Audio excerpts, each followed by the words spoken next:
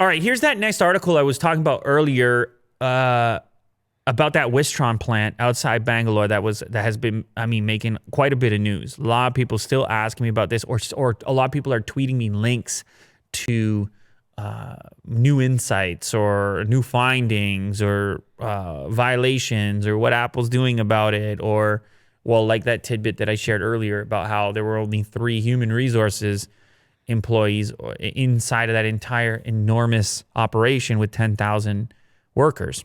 Mm-hmm. Well, anyway, this particular article on Quartz India is, basically saying that the Make in India or Made in India incentives and push that has come from the government there is, it comes at a cost. And that cost being workers, essentially, that you're trying to expedite this process, which typically takes a long time to figure out these systems, to figure out how to comply with all the various regulations, to figure out how to do it in such a fashion that takes care of people correctly. You can't just flip a switch and all of a sudden you have a wonderful operation. And I'm sure people would love for it to be that way, but it turns out, based on the evidence we're seeing here, that it didn't pan out, at least here. Maybe some companies have successfully done it, but in this case here, it looks like there was a lack of communication, for one. It looks like some people were taken advantage of, and it looks like some of this could have been avoided if the people existed and were hired and functioning within the kind of correct hierarchy so that people would have a place to go with their concerns. Like, imagine that some of these people were promised a certain paycheck, let's say, mm-hmm. and then they receive it and it's less than the original agreement, or they see it diminishing over time. That was the suggestion on the previous. And they have nobody to go to. They're just talking to their pals across the assembly line, and they're like, did that happen to you? And that guy's like, that happened to me. And they can't even book an appointment because you got 3 human resources people there and their supervisors telling them to shut up. I don't know mm-hmm. exactly what's going on, but you start to realize that these systems exist in order to avoid these types of things from happening, because you end up with, losing millions of dollars on this destruction and everything else, which, again, a lot of it is just frustration without feeling like there's a path towards getting the thing rectified. Mm-hmm. So this particular article is basically saying that, like, it's not all that there are downsides to trying to accelerate to accelerate a program to bring jobs, particularly high-tech jobs, to India. Now, my take on it is that the growing pains were inevitable, that this is a complex situation and a complex process, the idea of assembling a smartphone. And there's a reason why up until now it's been pretty much done in one place. Mm-hmm. There's and you and I have talked, we've been to Shenzhen, we've been to these regions, and it's a streamlined thing. There's recognition when you're there that, oh, they've been doing this. Mm-hmm. They've been doing this for 20 years now, or whatever it is. Maybe it's 12 or 13, but whatever it is, there's a whole system for it, and it's very surgical, clinical.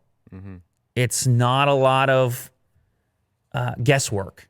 Mm-hmm. It's not a lot of unknowns. And when you're talking about a precision exercise like the assembly of a smartphone, those things typically result in a superior experience for the end user who wants that surgical precision when they hold on to the thing. Mm-hmm. And so you have a company like Wistron who's all of a sudden operating in a completely new region with no history having done this before. Mm-hmm. And thinking, oh, we can get away with 3 human resources workers. We never have any problems anywhere. And then it's like, oh, wait. Mm-hmm. We can get away with 10,000 new employees all at once. We can get away with who knows whatever else. Mm-hmm.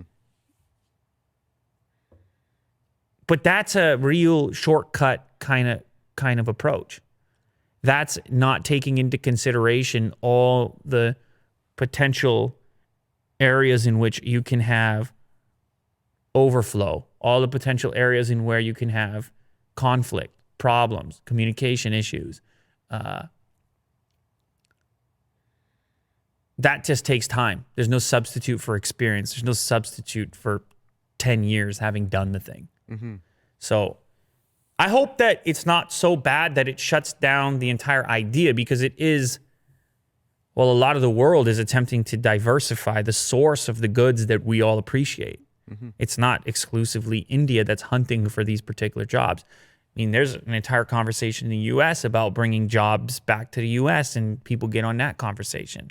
And companies like Foxconn, you see them all of a sudden investing in countries where they weren't investing to the same degree previously, places like Vietnam or over in Brazil or wherever else it might be.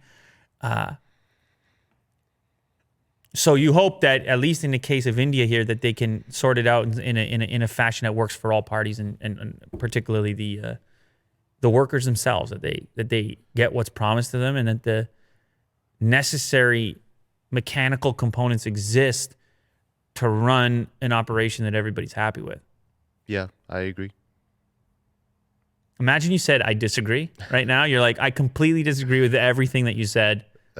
Well, I would just like to say, there was a Netflix documentary that I watched maybe a couple months ago that talked exactly about this, where it was like a Chinese car manufacturer bringing a factory to the States, and how they had to bring like the culture that was embedded. You know what? it. And that's good what you're saying. This is not exclusive to India. This is anywhere you haven't been before that you expect to bring your system. Yeah, it's a period of adjustment for sure, And this CEO in China, he came in to see the factory in the US, and he was just like, "Oh, this part of the factory doesn't look good. Let's just tear it down." Yes. It's based on like culture, spiritual kind of stuff, and they had to tear it down. Yeah, that happens actually in this article. They're talking about Apple's difficulty in finding the correct partners, where they would go and they'd be like, hey, those barrels of chemicals can't just be sitting there. Mm-hmm.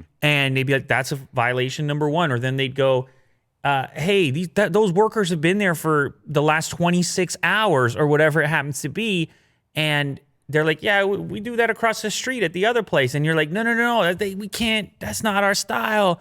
And, it's just, on the surface, I think, and to people at a distance, things are always overly simplified. It just seems so straightforward. But like, once you get into the nitty gritty, once you try to do the thing, once you're actively doing the thing, you then begin to properly recognize all those little tiny complexities and how there's a multiplier effect. One little thing goes wrong and 10 other things go wrong, and you have a PR disaster. If Apple has a bunch of barrels of chemicals in the wrong location and tip over and burn 17 employees, that's global news. Yeah. It's a lot of money involved too. So anyway, it's tough.